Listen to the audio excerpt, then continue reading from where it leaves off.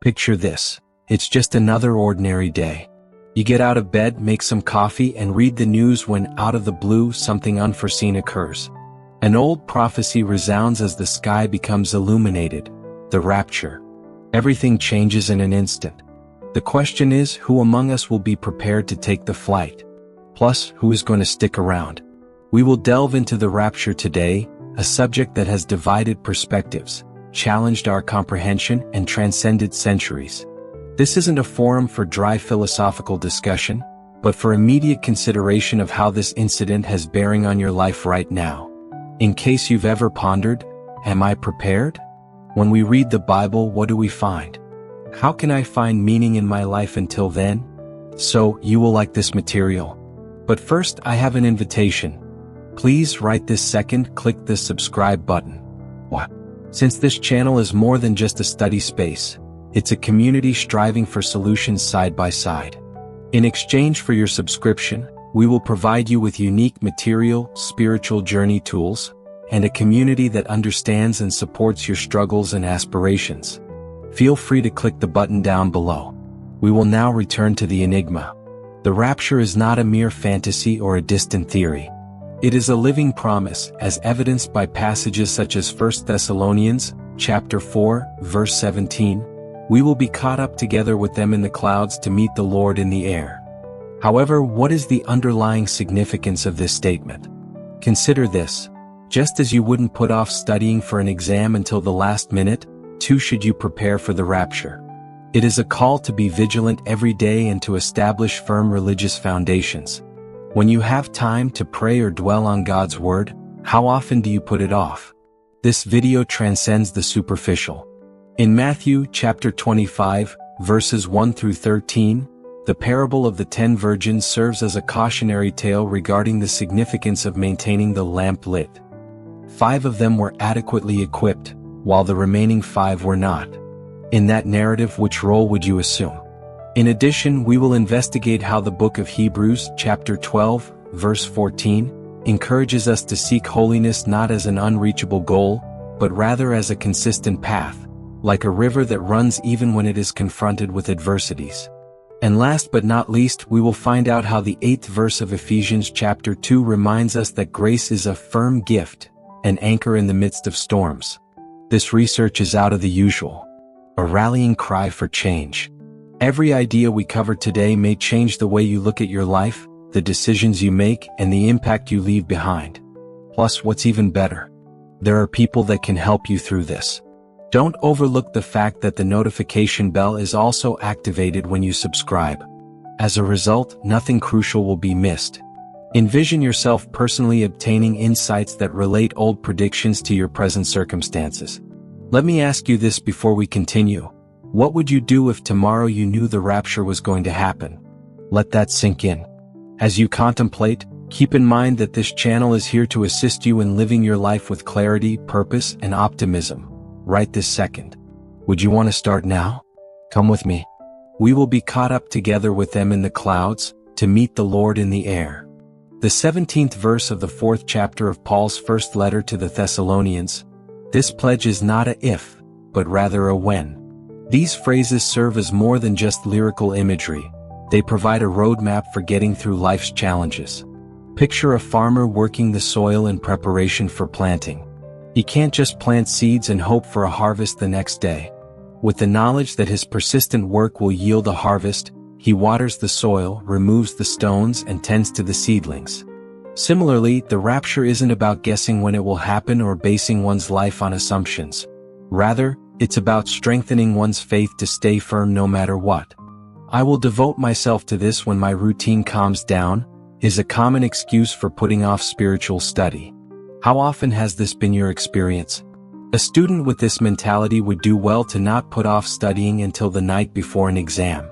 Years of neglect cannot be made up in a single evening.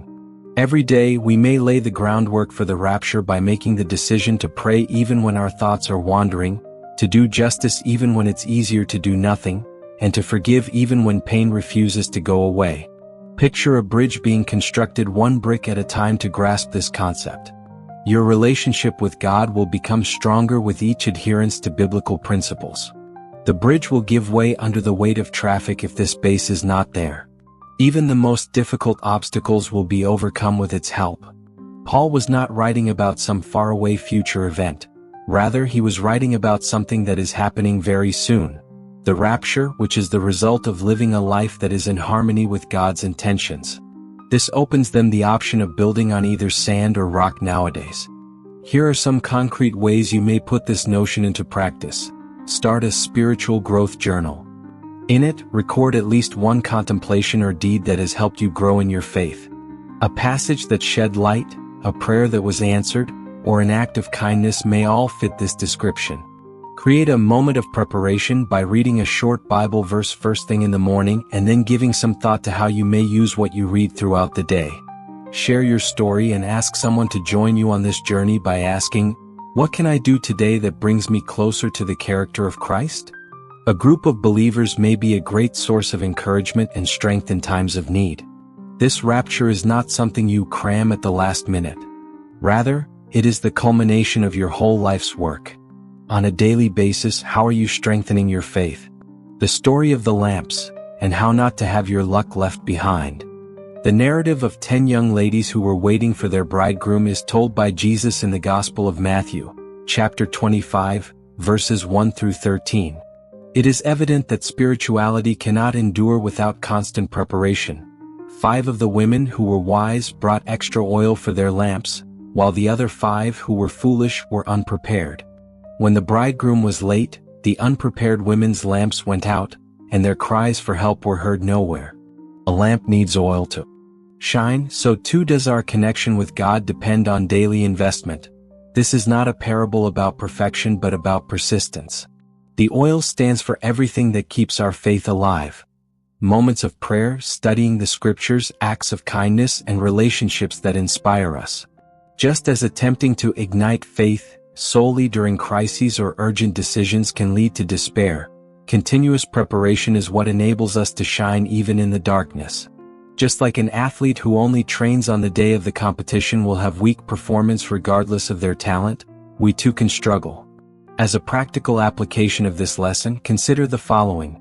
Create a map of your spiritual oil by making a list of the things that feed your faith, such as doing good deeds for others or reading the Bible first thing in the morning. Then, evaluate which of these habits are active and which ones may need a boost. Put together a support kit. When situations are tough, have things like encouraging music, powerful scriptures, and contact information for people who can help you. Preventive generosity is giving without expecting anything in return. It's a great way to surround yourself with people who share your beliefs and strive to bring about the kingdom. Jesus did not relate this parable to strike dread into our hearts, but rather to show us that faith is a journey, not a destination. It is futile to light the lamp while no one is looking. Real preparation takes place in the background on mundane days when no one is paying attention.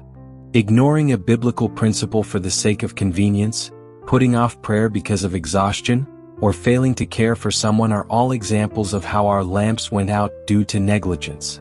The tale encourages us to reevaluate what is really important in our lives. We rely on our inner light, which is not dependent on occasional acts of kindness, just as a lighthouse, which does not just shine brilliantly during storms but is maintained daily by keepers who clean the lens and check the fuel, just as we do with our outward acts of kindness. Keep in mind, just like the wise virgins, you don't have to bear the whole world on your shoulders. What matters is that you keep the correct oil in your life. What are the connections and routines that are strengthening your faith right now? How can you make sure that your lamp doesn't burn out? Sincerity is more about following a path than striving for perfection. In the book of Hebrews, chapter 12, verse 14, we find a statement that challenges our superficial understanding. Without holiness, no one will see the Lord. Holy living is not about being flawless, but about making good decisions on a daily basis. While these words may seem like an impossible requirement, their actual meaning is freeing. Let your mind wander to a mountainside river gorge. Its trajectory is dictated by the terrain, which it does not manipulate. Despite encountering pebbles, diversions, and other difficulties, it continues to flow. This is holiness. It's not about perfect life, but about becoming closer to God. Each moral choice, act of kindness, and refusal of unethical shortcuts is like a tributary that feeds and strengthens that river. Imagine an artist confronted with a slab of stone to better grasp this concept. Instead of smashing out a masterpiece in one fell swoop, they chip away at it piece by piece until the shape they were hiding becomes apparent. In a similar vein, holiness is an ongoing state of being. We make progress when we are willing to accept our mistakes and modify our route based on them. It is not that Jesus expects us to be perfect. Rather, he only that we stay committed in our approach. In the 8th chapter of the Gospel of John, verse 36, he makes the following proclamation: "You will know the truth, and the truth will set you free." When we do what is right in accordance with divine principles, even when it hurts, we are free. How can we put this into reality? Embrace the process, not the end. If you stifle yourself over a harsh comment, a selfish choice, or an oversight today, don't wallow in self-pity. Consider it a detour rather than a destination. If you have offended someone, seek forgiveness and work to mend the connection. Holiness requires persistence, not perfection. Establish milestones of integrity. Make little regulations that represent your principles. Some examples of such behaviors include being true to yourself when it's inconvenient to lie, refusing to join in office gossip no matter how much pressure you're under, and consistently giving to those in need, even when money is short. Get involved. Just as a river gets its water from various sources, our holiness grows stronger when we connect with others. Join a Bible study, confide in a trusted friend, or volunteer for a community service project. The path is not individual but communal. We should not equate holiness with inflexibility. Rather, it is liberation. By committing to God's values, we set ourselves free from shame, anxiety, and stifling human expectations. According to the first line of the 5th chapter of Galatians, it is for freedom that Christ has set us free. What kinds of decisions you make on a daily basis are molding who you are. For the sake of allowing the river of holiness to flow more freely, what stone do you need to remove today? Never forget that holiness is a journey, not an end point. What counts is the journey itself, not your current location, and every step, however little, is a step closer to the promise of our reunion in the clouds. The unstoppable seal, and how it may preserve you in the here and now. In the letter to the Ephesians, chapter 2, verse 8, grace is described as God's gift. This truth is not merely a theological comfort but an anchor for stormy days. Grace doesn't make problems go away, but it gives a rock-solid foundation when things seem to be crumbling. I've met individuals who have been through bankruptcy, divorce, or tragedy and said, "It was my faith that kept me standing." Though unseen under the sea, an anchor keeps a ship stable in a storm. God's grace does not spare us from trials, but it does give us balance so that we do not let ourselves be washed away by misfortune. Despite popular belief, the rapture is not a spectacular occurrence but rather the consummation of a love story between God and humans. And it all starts right now with the decisions we make every day that show how much we believe in Him. In order to put this reality into practice, you need consider the following. The anchor of gratitude. In the book of Philippians, chapter 4, verse 6, we are given the instruction to not be anxious about anything, but rather to offer our troubles to God.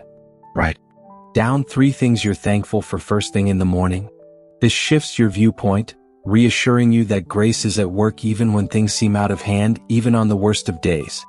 Join a support group, lend a hand to a neighbor, or just confide in a trusted friend. Just as a ship requires a crew, so does our faith grow when we are connected to others. Grace multiplies when we live it together. One of the pillars of action. In the 2nd chapter of James, verse 26, we are reminded that faith without works is dead. In order to make your hope for the rapture a reality, you need do tangible activities such as giving food to people who are in need, forgiving someone for an old transgression, or devoting time to listening to someone who is lonely. There is an echo of eternity in every single act of love.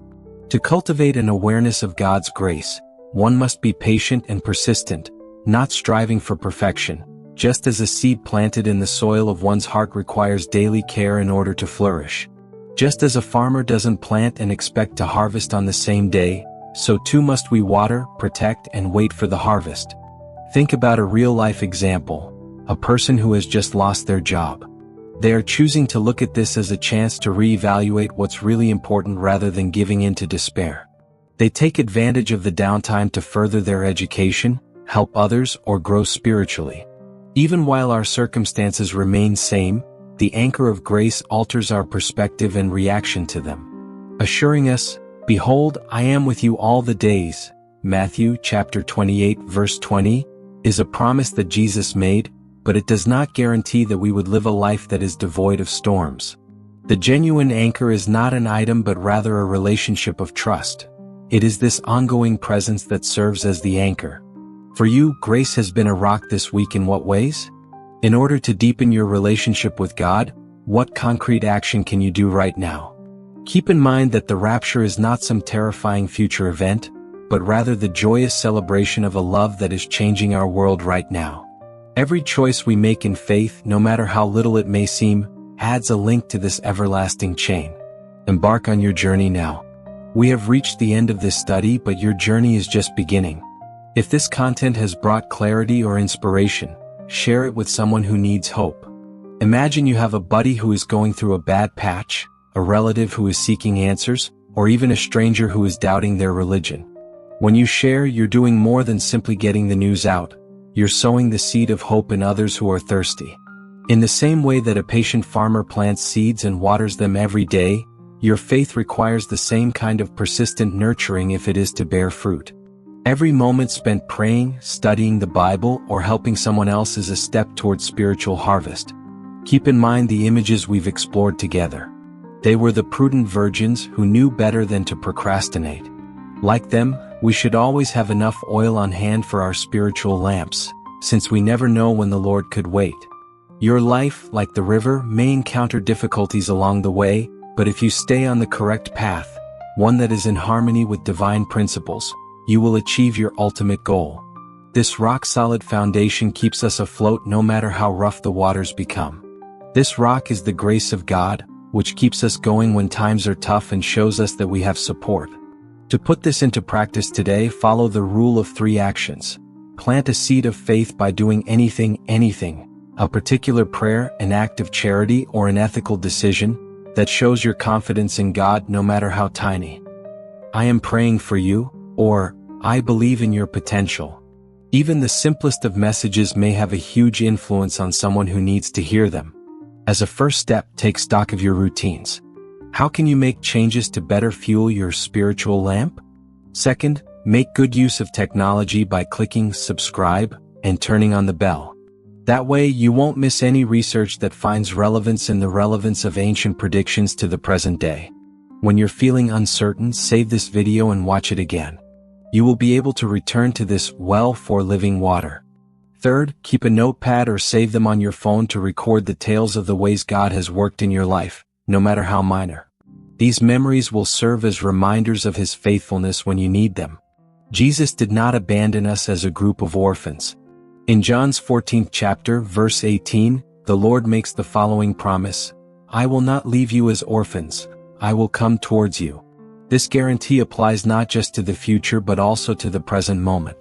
There is a purpose for every single act of love, every single choice that is taken in faith, and every single minute that is spent praying.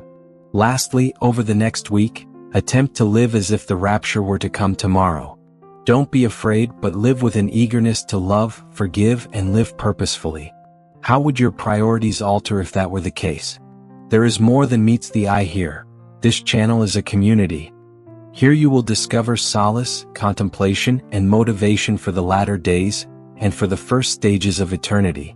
I pray that your religion is always practical and not only philosophical till we meet again.